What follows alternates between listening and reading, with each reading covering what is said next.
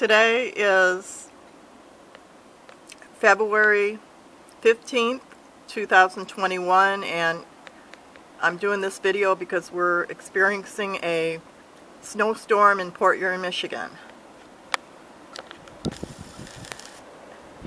The snow is really piling up here.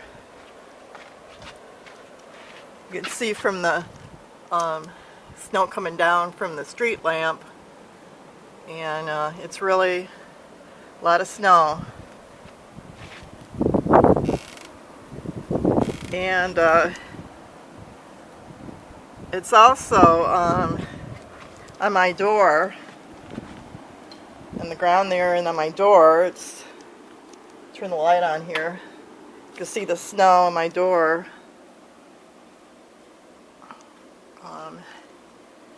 And that. And right now it is going on, I don't want to get the snow on my camera, it's going on 10:30 p.m. Eastern Time. And I'm working on my computer right now. You can see there. But I just hope the power stays on. Today is President's Day. On